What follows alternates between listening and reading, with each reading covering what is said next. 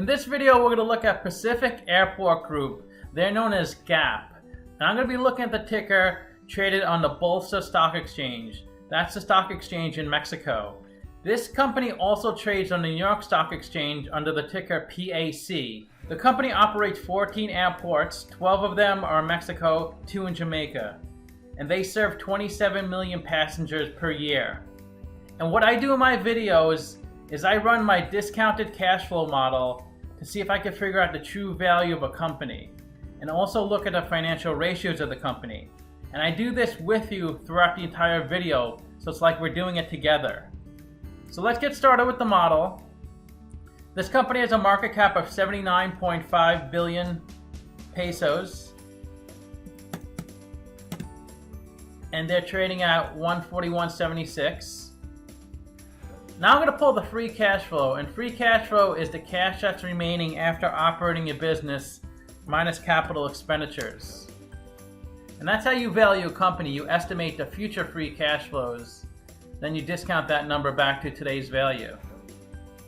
Now I'm going to pull the net income, which is the profit and loss according to the income statement, and I'll put that into the model. And then I'm going to pull the revenue, which are the sales for each year. And I usually pull 4 years of data, and the model does all the calculations. So you can see the numbers look pretty consistent year to year, and they're all positive, so we should get a good value for the company. So the interest expense of 1.1 billion is the interest they pay on their debt. That's on the income statement. Let's go to the balance sheet to see how much debt they have. They have current debt of 2.2 billion. That's debt due within 12 months.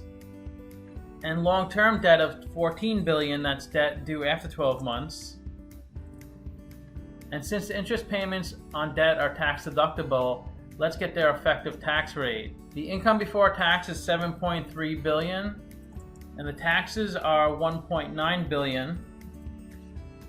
They pay 26% in taxes, so the cost of debt is 5.2%. Let's get the cost of equity. We need the beta, and the beta is how volatile the stock is relative to the entire market. And they have a beta of 0.64. So the stock is not volatile at all. It moves about half the market. The lower the beta, the less risky the stock, and the lower the weighted average cost of capital. Let's go back to the balance sheet and get some more information. We need the current assets. And we need this for when we calculate the current ratio later. And these are assets which can be liquidated into cash within 12 months. And that's 9.4 billion. Let's get their current liabilities. That's 4.7 billion. These are liabilities and debts that are due within 12 months. And the equity, which is total assets minus total liabilities, and that's 20 billion. Let's get their EBIT, earnings before interest and taxes. That's called operating income on the income statement, and that's $8 billion. And now let's look at the capital structure of the company. So the cost of debt is 5.2%, and they have 44% debt in their capital structure. The cost of equity is 7.2%, and they have 56% equity in their capital structure. So the WACC is 6.3%, which is a blend of the cost of debt and cost of equity. And that's a discount rate we're going to apply to the future cash flows. So we estimated 4 years of future free cash flows. We also did a terminal value, which is all years past year 4.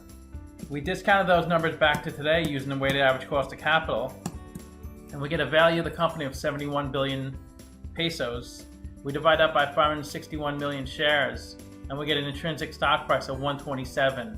It's trading at 142, so it's trading at a 12% premium. So it's a sell according to the model. Let's see what Simply Wall Street values the company at. They're way lower at 48 pesos.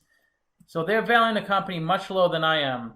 And the way I value companies is I generally extrapolate the future free cash flows based off of the prior free cash flows, net income, and revenue. The way I calculate future revenue, I look at the average change in prior revenue. And For 2020, I actually took the analyst estimate of $13.5 billion for the 2020 revenue for this company. If I didn't use the $13.5 billion, the model would have came out to about $17 billion. Because of what's going on with coronavirus, I just didn't feel the revenue would be that strong in 2020. And to calculate the future net income, it's a calculation based off of the expected revenue times the net profit margin.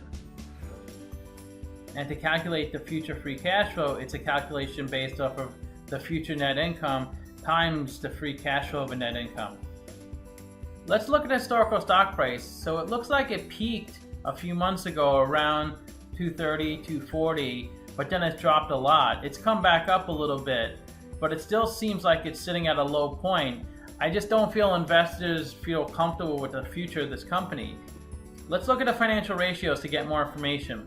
They have a PE of 15. That's pretty good. That's price to stock, which is 142, over earnings per share.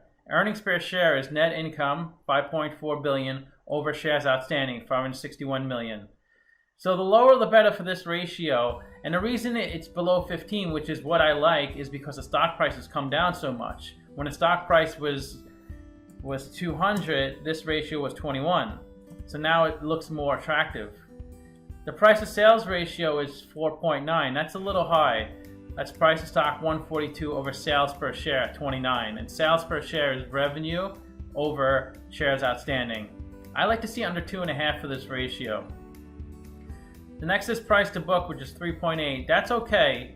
I like to see under 3.5. To calculate this ratio, it's stock price over book value per share.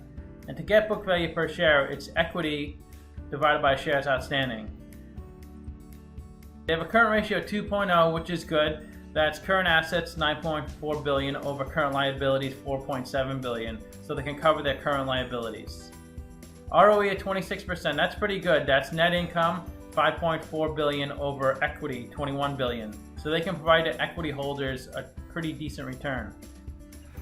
Interest coverage ratio of 6.9, that's EBIT 8 billion over interest expense, so they can easily cover their interest expense.